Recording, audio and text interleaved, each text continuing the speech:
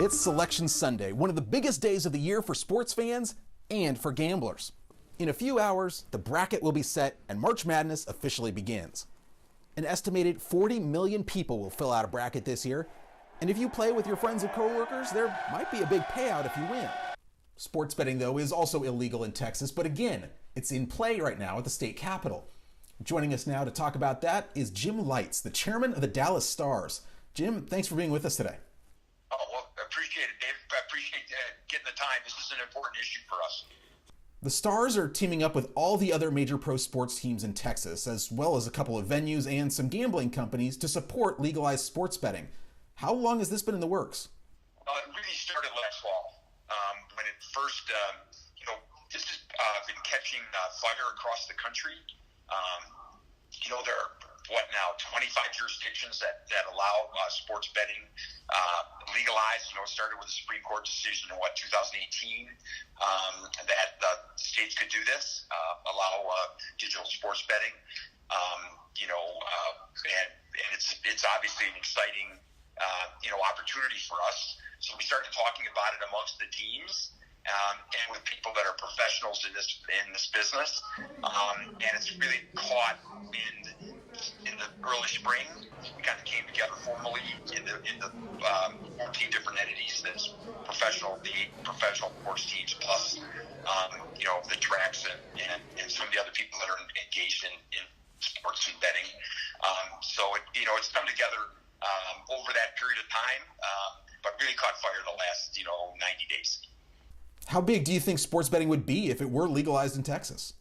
Well, there's currently over $5.6 billion being bet by Texans illegally, on off-premise, out of the state, on platforms that are, in the Caribbean or headquarters somewhere offshore.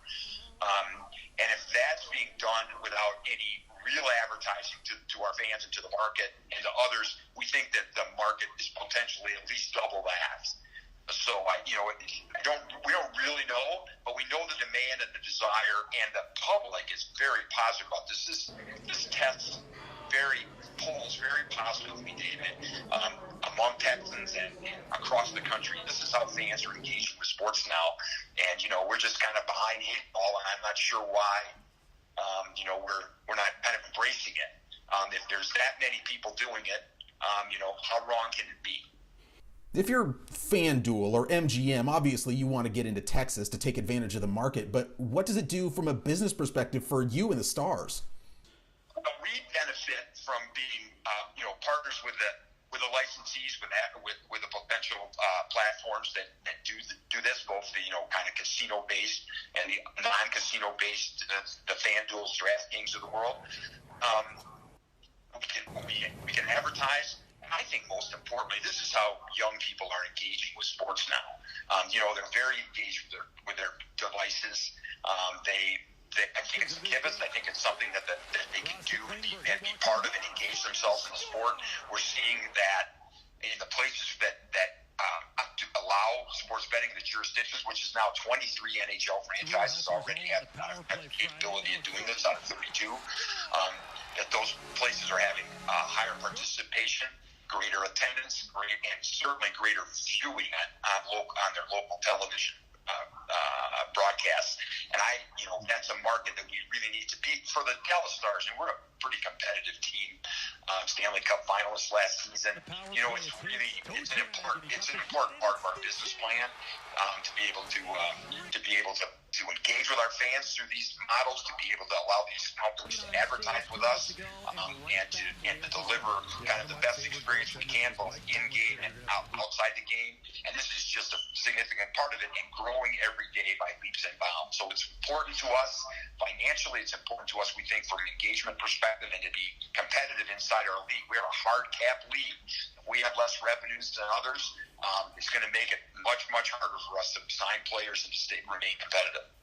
Along those lines, you mentioned that discussions started last fall about this. So how much did the pandemic and having games canceled or not having fans in the stands, how much did that speed up the discussions of wanting to legalize betting? Well, the revenue, you don't expect fans and people to be too sympathetic to the billionaires who own professional sports teams, and my boss is one of them. At the same time, we've been, as an industry, we're devastated by COVID. We're a little different than the NFL. The NFL has hundreds of millions of dollars in local and national television revenue. They just do, and I love them.